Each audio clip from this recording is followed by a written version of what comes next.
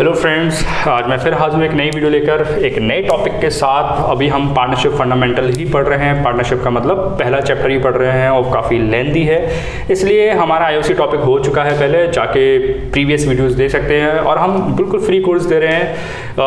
हमारी जो एप्लीकेशन है उस पर उधर पे जाकर आप देख सकते हो सारी वीडियोज़। इधर यूट्यूब पर थोड़ी कम वीडियोज़ दे रखी हैं।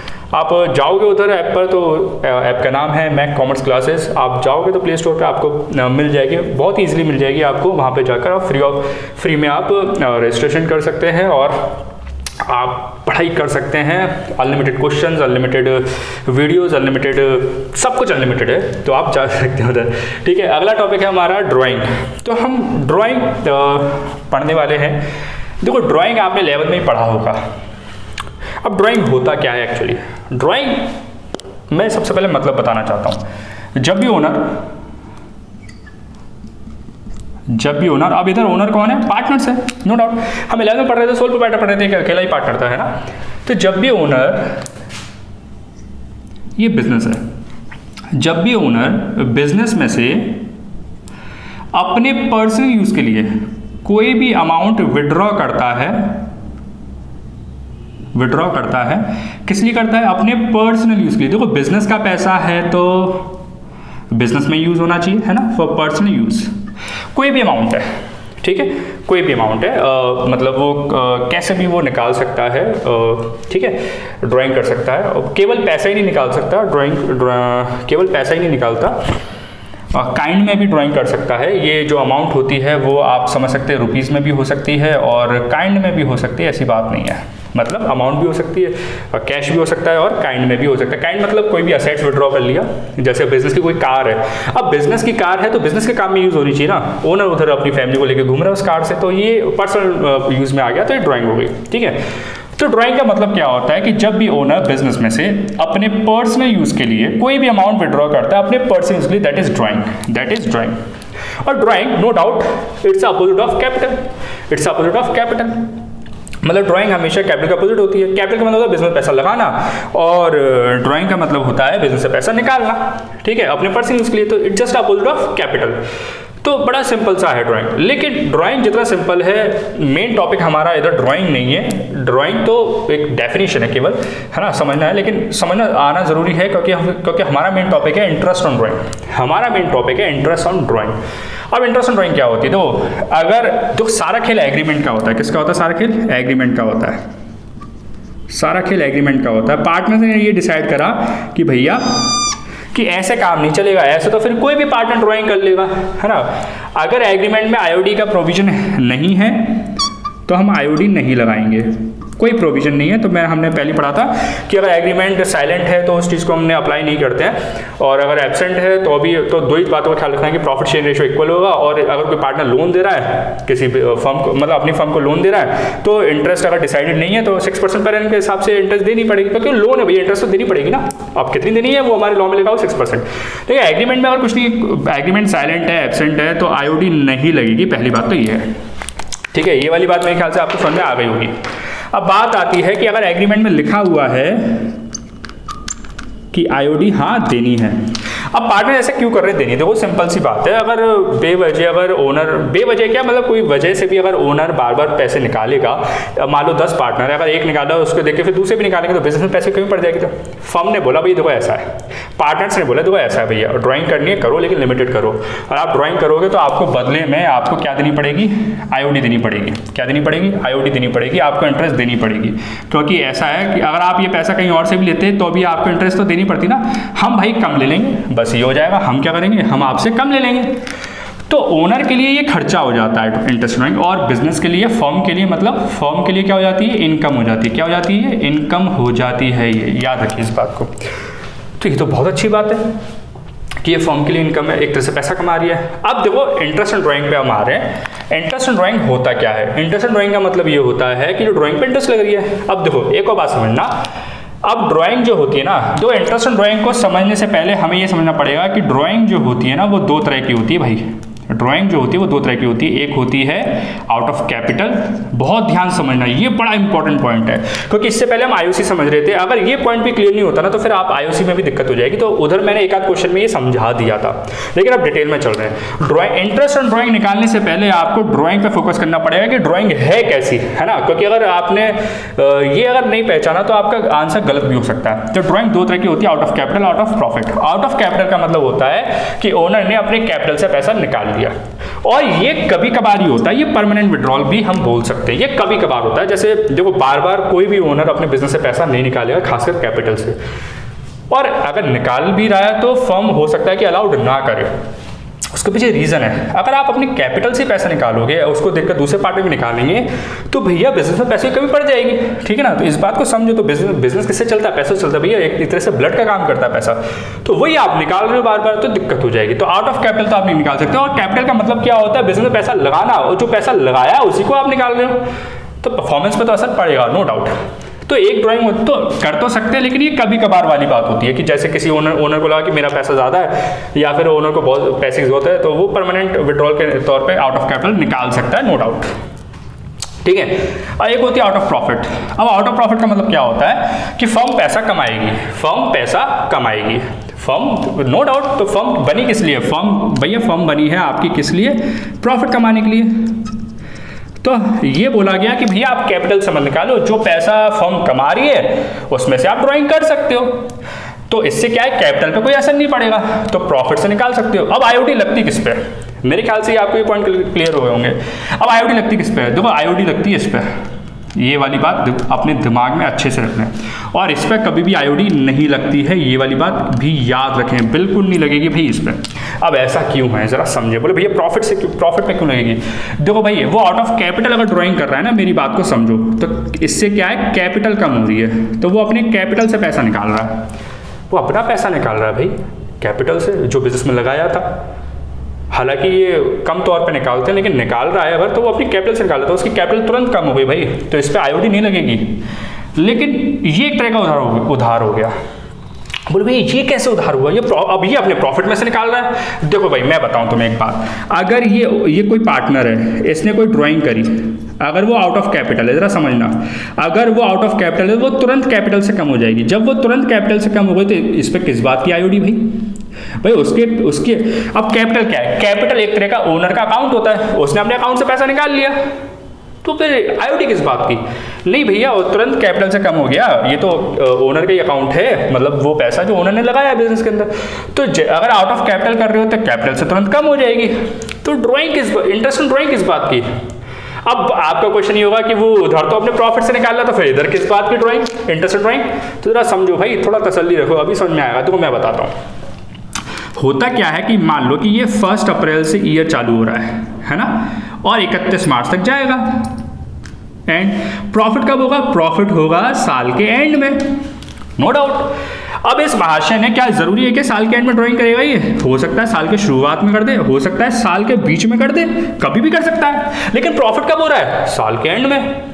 तो ये पैसा कब कटेगा? साल के एंड में कटेगा प्रॉफिट से।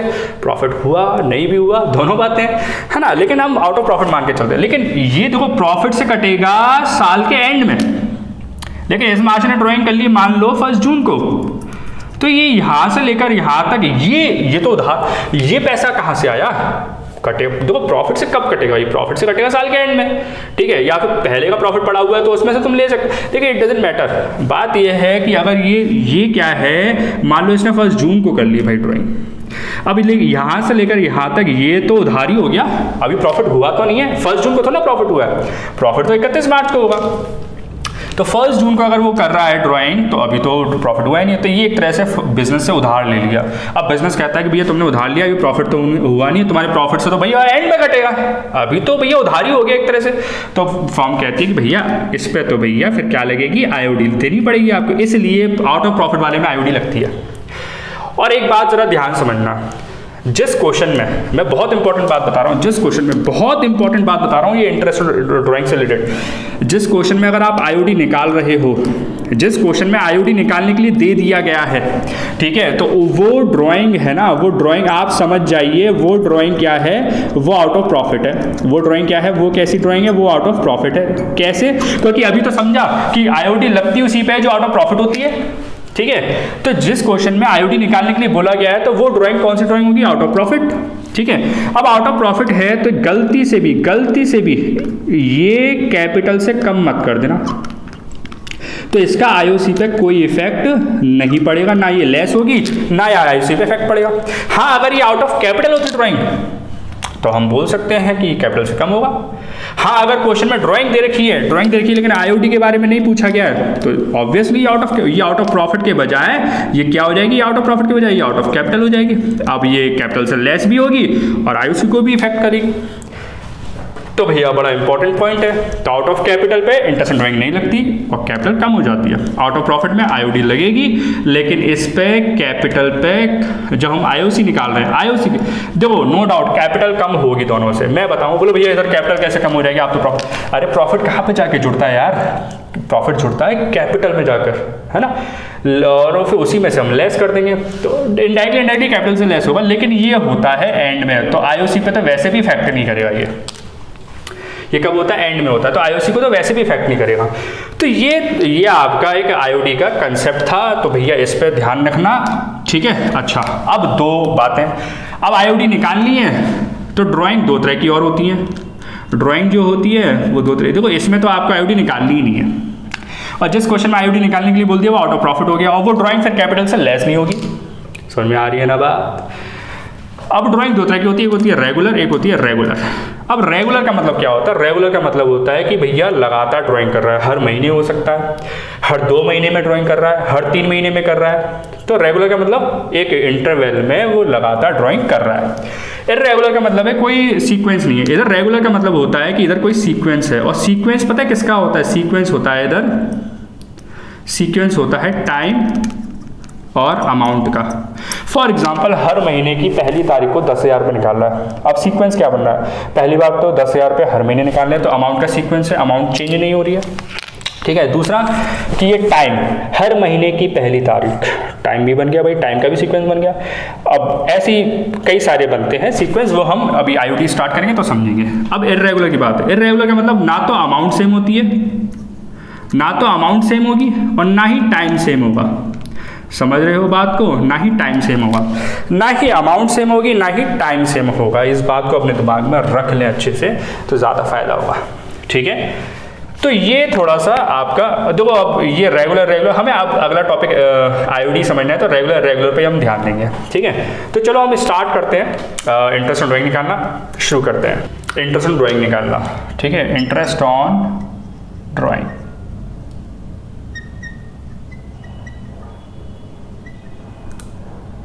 ओके, ये वाली बात तो क्लियर हो गई कि हमें किस ड्राइंग पे इंटरेस्ट निकालनी है, ठीक है। क्वेश्चन बोलेगा कि इंटरेस्ट ड्राइंग निकालनी है तो निकालेंगे, है ना। अगर पार्टनरशिप डीड साइलेंट है, याद रखिए, अगर पार्टनरशिप डीड साइलेंट है या तो सॉरी मैंने आईओडी लिख दिया, या तो पार्टनरशिप डीड क्या है, साइलेंट है,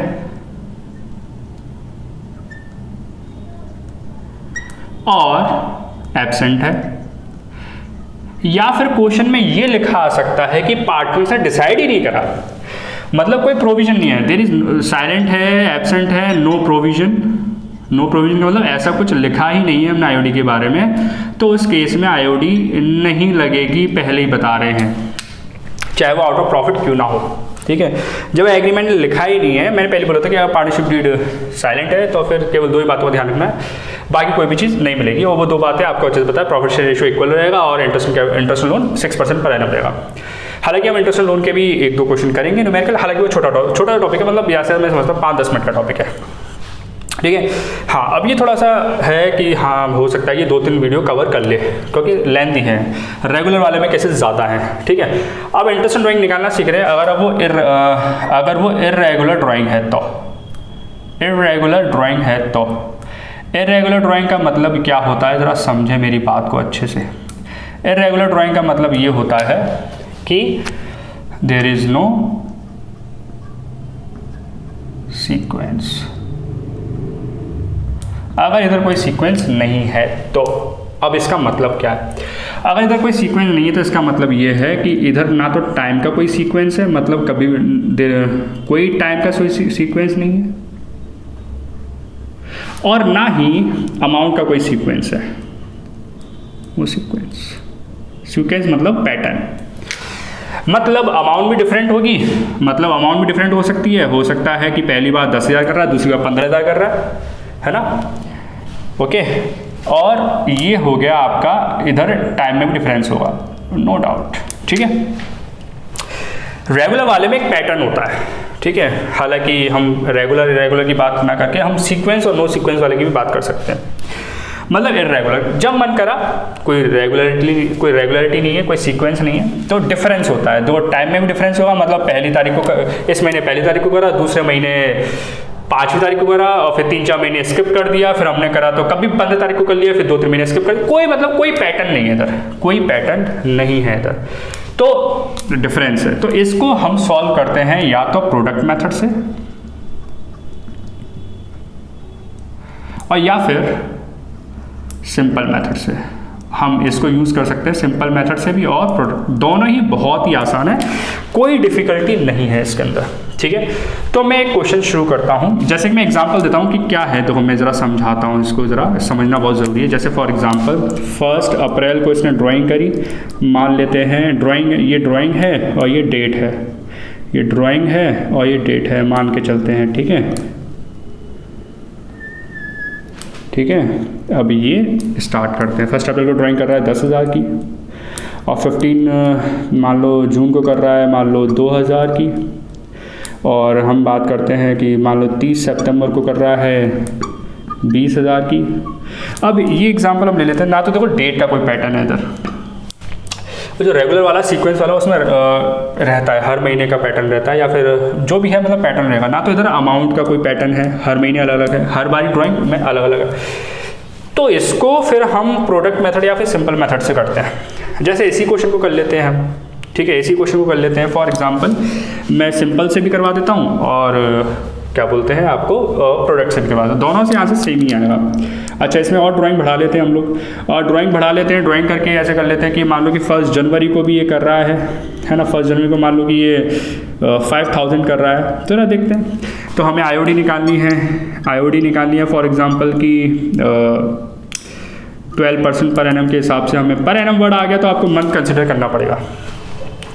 देखो, चाहे आईयूसी हो चाहे आईओडी हो, चाहे ये 11 में पढ़ रखा है हमने, अगर पर एनम वर्ड आ गया, पर एनम वर्ड आ गया तो आपको मंथ कंसिडर करने पड़ेंगे, मंथ के हिसाब से चलना पड़ेगा। ठीक है, चलो मैं फिर अभी आपको समझाता हूँ कि ये कैसे हम सिंपल मेथड से करें, कैसे हम किससे करें, है ना। देखिए, सबसे पहले हम चलते हैं सिंपल मेथड।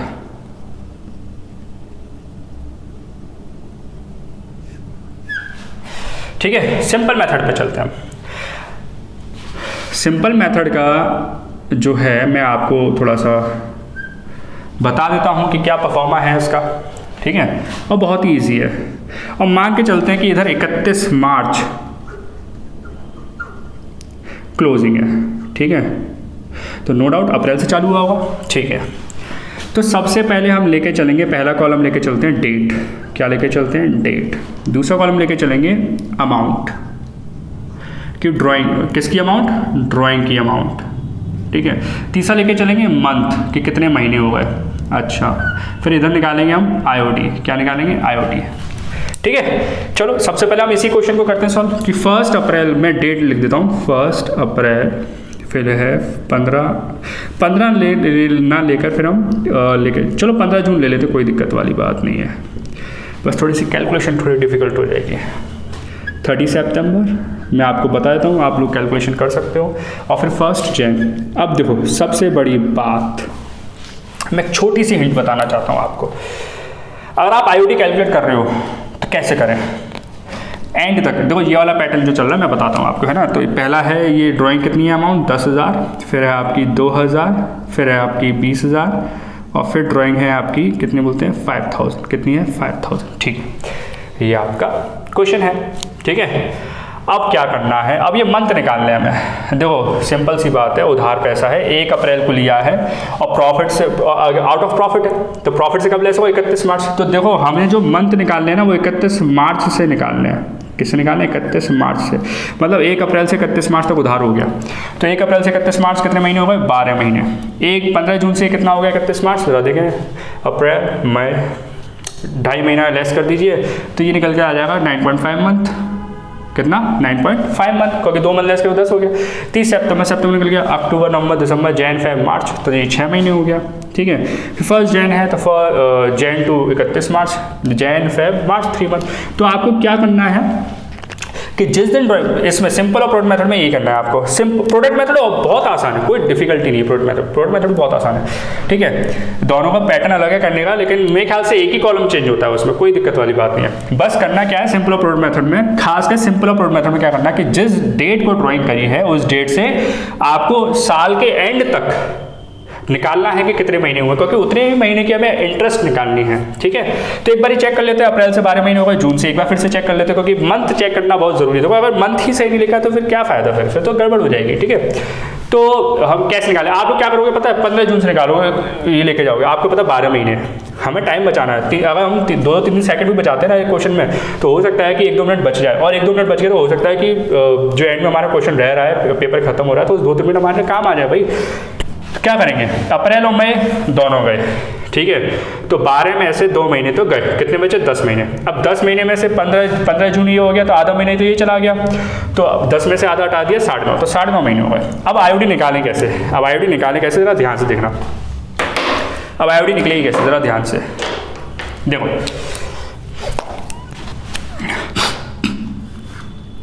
सबसे पहले 10,000 पे 12% लगाएंगे हम, और कितने महीने, 12 महीने, तो इसको लगाने की जरूरत नहीं है। ठीक है, इसको ऐसे ही छोड़ देते हैं, अभी हम निकालेंगे इसे। ठीक है, फिर 2,000 है,